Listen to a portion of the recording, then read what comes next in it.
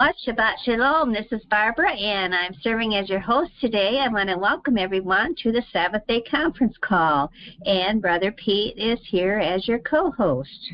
Yes, welcome aboard. We're so glad to have you be a part of this. And today our title is, What is a High Sabbath? If you're studying about the Lunar Sabbath, this might be a question that you have. Is the High Sabbath a weekly Sabbath? Well, the term High Sabbath is found in John 19:31. Therefore, because it was the preparation day, that the body should not remain on the cross on the Sabbath, for that was a high day, the Jews asked Pilate that their legs might be broken and that they might be taken away. These scriptures are translated using Greek. We understand that it was an important event. This comes through the translation of the Greek word megale. And the word is referring to the importance of that Sabbath and nothing more. And megale is Strong's number 3173. The Greek word megale means to be great, to be loud, to be large. And then we see again in John 19:31, for that Sabbath was a high megale day. The word megale is referring to the importance of that Sabbath. In John 19:31, therefore, because it was the preparation day, that the bodies should not remain on the cross on the Sabbath, for that Sabbath was a high day, the Jews asked Pilate that their legs might be broken and that they might be taken away. We see here Strong's 3173, megale, a high is the translation. And we're looking here at the biblical calendar, Yahweh's calendar, which shows us that the 15th was the Sabbath and that this is being spoken on the 14th, just coming into that Sabbath. And they're worried about that next day being a high day.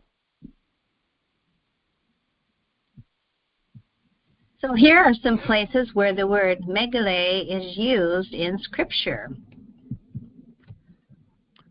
Acts 23:9, and there arose a great cry. And the word megale is translated as great in this passage. Romans 9:2, I have a great heaviness. And again, this is the word megale, which is translated great in this passage.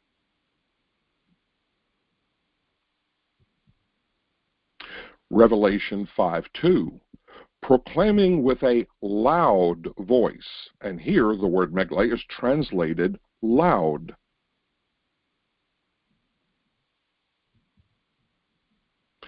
Timothy 2:20, now a large house. Again, the word megale is translated large here. And great. So now in each case, the word is not referring to a different item, but rather it is describing the item itself.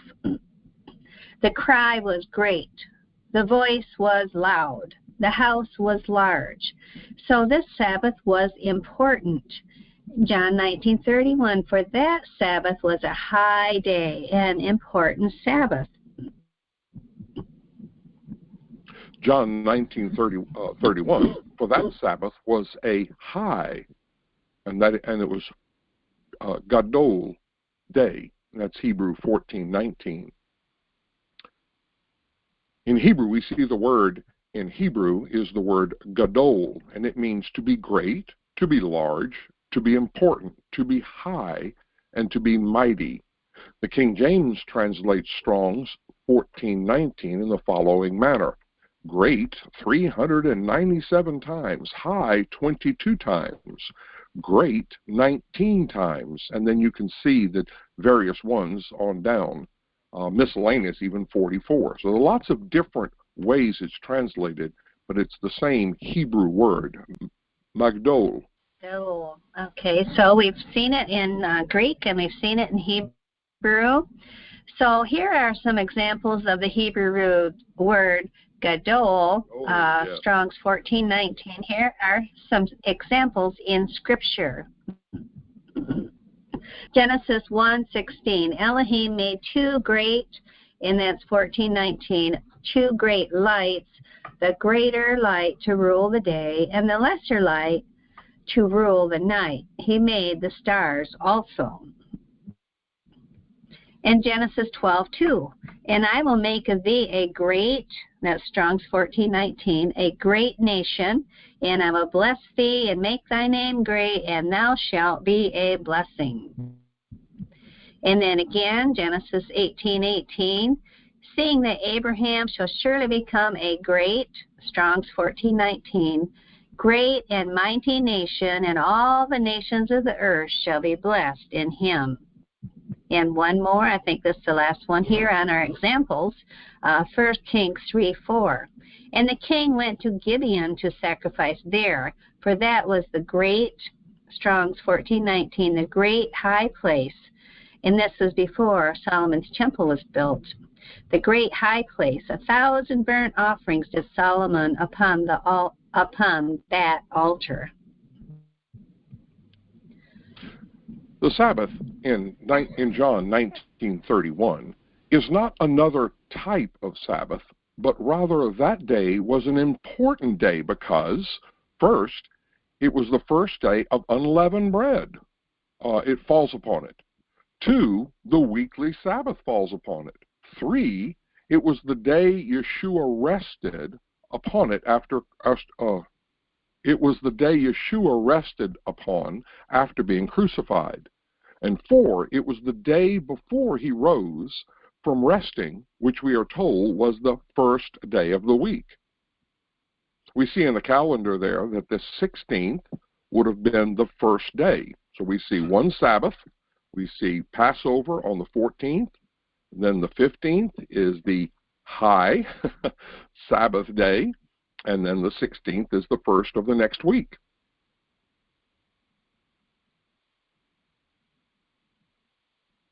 Okay, so now the mega or full moon phase is always the second Sabbath. And the Megas full moon, this is Strong's number 3173. Megas, pronounced Megas, and it shows here all the explanations. And of course, exceedingly great and high, large, loud, mighty. Revelation 6:12. And I beheld when he had opened the sixth seal, and lo, there was a great earthquake, and the sun became black as sackcloth of hair, and the moon became as blood. In the ESV, Revelation 6:12 is, when he had opened the sixth seal, I looked, and behold, there was a great earthquake, and the sun became black as sackcloth. The full moon became like blood. Strong's 3650, we have halos, whole, complete, and we have the rest of the things there. You can look that up on a Bible Hub or Blue Letter Bible and give you similar definitions. You can see the evidence of this directly. So Strong's 4592 is the word Sele, which means moon, and 3650 is the word Olah, or Tholah, which means whole. Okay, so more evidence. The writings of Philo are very important for establishing Judean practice and belief both before and during the Messiah's time here on earth. Philo lived from approximately 20 BC until 50 AD. The evidence reveals that Philo's beliefs were representative of those of Judaism during that period of time. Philo's writings on mating with the preliminary studies, and I'll leave all these links below for you.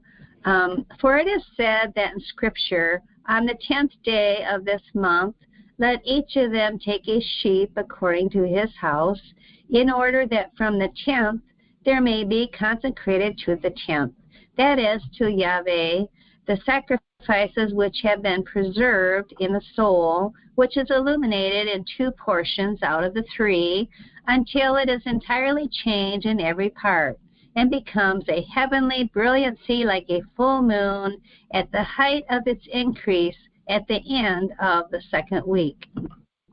So for those of you that might be new to the feast, on the 10th day of the month is when the lamb was to be taken. And then you all are familiar with on the 14th, the day of Passover, is when the lamb would be killed. And that 15th was the 2nd week of the month, and that was the first day of unleavened bread. And then also down here, the same numbers you'll see new moon day begins the month.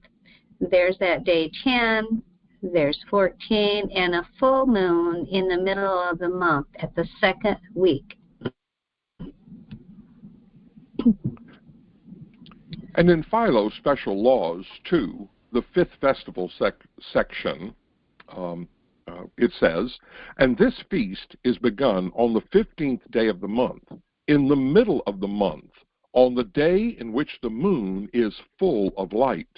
In consequence, on the providence of Elohim, taking care that there shall be no darkness on that day. Well, that's true. There'll be no darkness day or night, because when there's a full moon, the sky is lit up, isn't it? Yes, and that is the day in which the moon fully rules the whole night.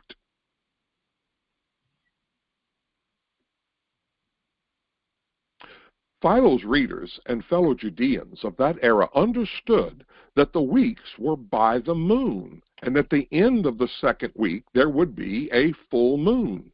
This statement needs no interpretation. The people understood that the weeks were by the moon, same as in the Bible.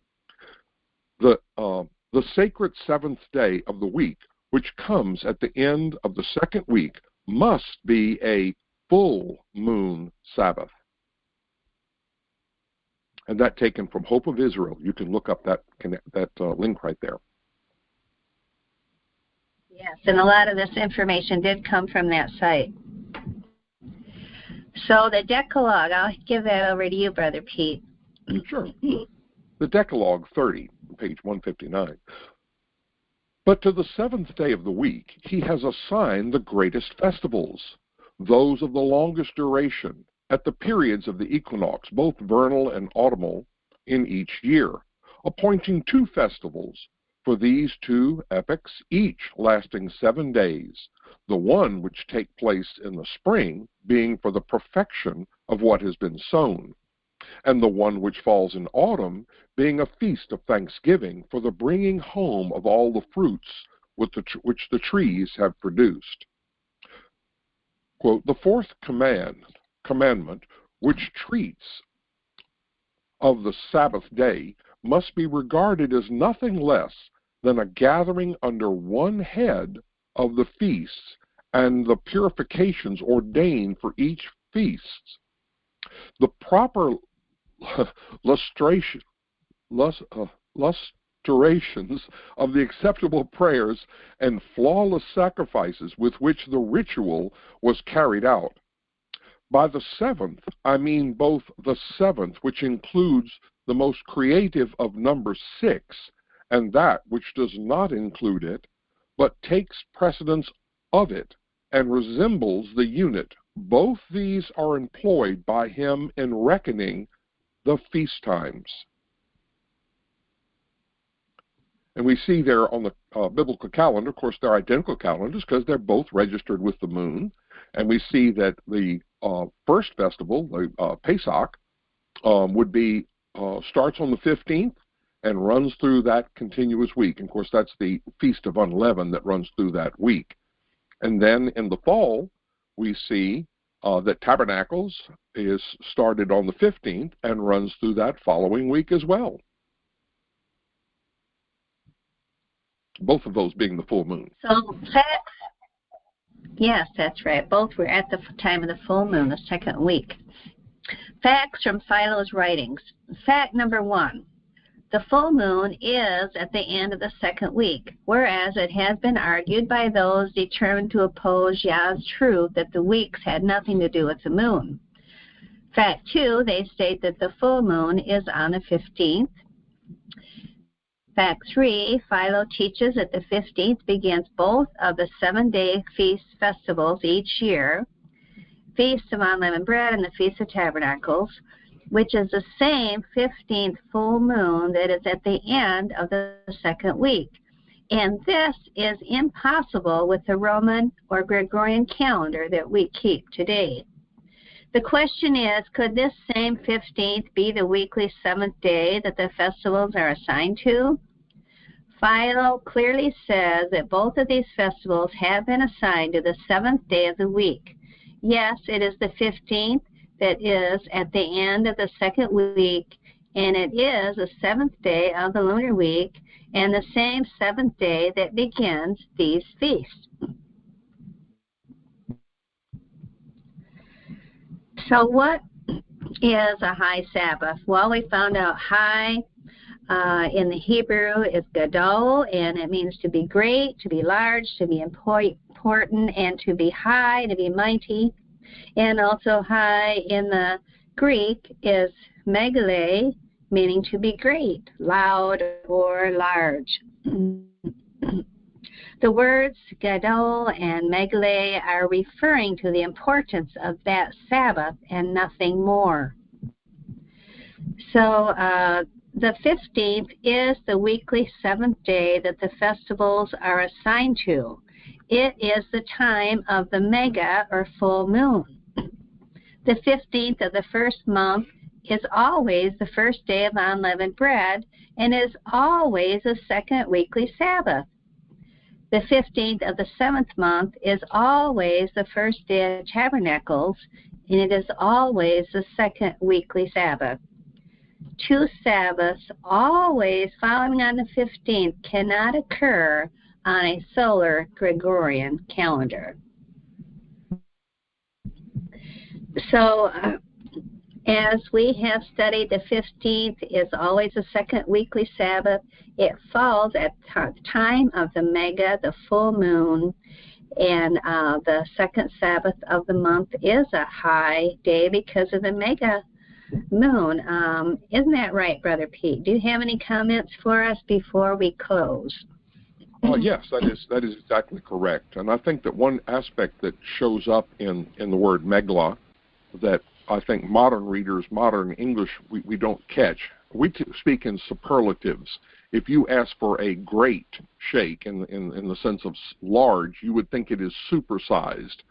But megla seems to represent something that is full. It's up to the max. That's what the size is. And what is the full moon? It is the moon full. Full of what? Full of light. It is a megla moon. And so that is why it was called a high Sabbath. It was a feast day, but it was also the time of the mega moon, right? Yes. Both. Yes, you're right. The importance of that Sabbath. And that's one thing that I think readers often miss is they look at that as being a special kind of Sabbath, and they think, well, every Sabbath is the same, right? Because they're used to tracking it consecutively, and no seventh day is any different than any other. They're all washed. But in a lunar system, the Sabbaths have particular characteristics, particularly when they fall on festivals. So the concept, yes, there are different Sabbaths in the lunar system, but they are not in the Gregorian system. So it makes perfect sense inside the lunar Sabbath system that it would be a high or special or Sabbath of the full moon. Okay, well, thank you, Brother Pete, and thank you, everyone that's here today.